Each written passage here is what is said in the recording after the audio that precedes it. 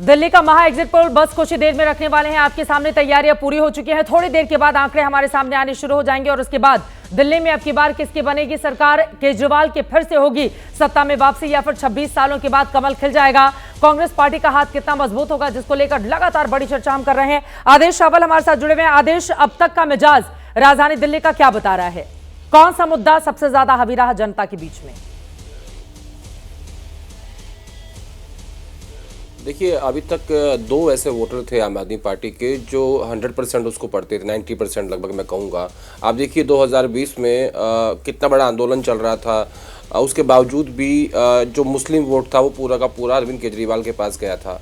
और कांग्रेस पार्टी को उस बात की उम्मीद थी कि ट्रायंगुलर फाइट होगी और मुस्लिम और दलित वोट में सेंध लगाने में कामयाब होंगे, लेकिन उतनी ज़्यादा कामयाबी नहीं मिल पाई है। ये पूरा का पूरा वोट जो है इसका जो मेजर चंक है वो आम आदमी पार्टी के पास जाता हुआ दिख रहा है।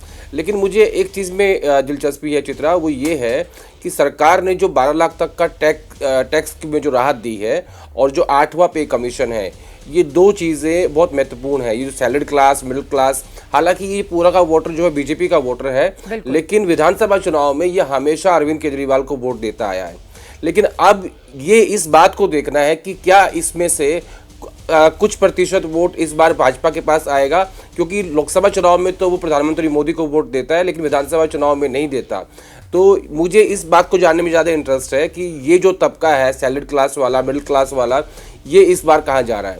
ये बात सही है कि लाभार्थी वर्ग दोनों पार्टियों के पास है। बिजली पानी का लाभार्थी वर्ग आम आदमी पार्टी का है और राशन वाला लाभार्थी वर्ग जो है वो बीजेपी के साथ है। लेकिन जो डिसाइडिंग फैक्टर होने वाला है इस बार वो ये मिडिल क्लास है, जो टैक्स की राहत के बाद और 8वें पे कमीशन के बाद क्या बीजेपी का रुख करेगा, ये बड़ा इंटरेस्टिंग होगा और ये मैं जानना चाहता हूँ। दूसरा, ये एक लिटमस टेस्ट अरविंद केजरीवाल के लिए कि वो जेल गए हैं, उनके ऊपर शराब घोटाले का आरोप है, उनके ऊपर शीश महल का आरोप है और उन्होंने खुद कहा था कि मैं जनता के बीच जा रहा हूँ।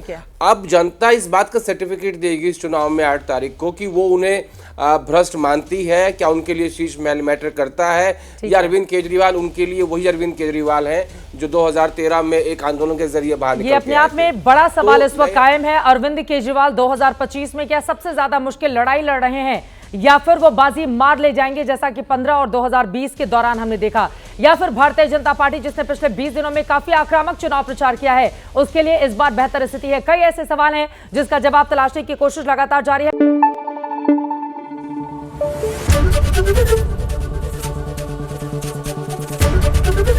एबीपी न्यूज आपको रखे आगे।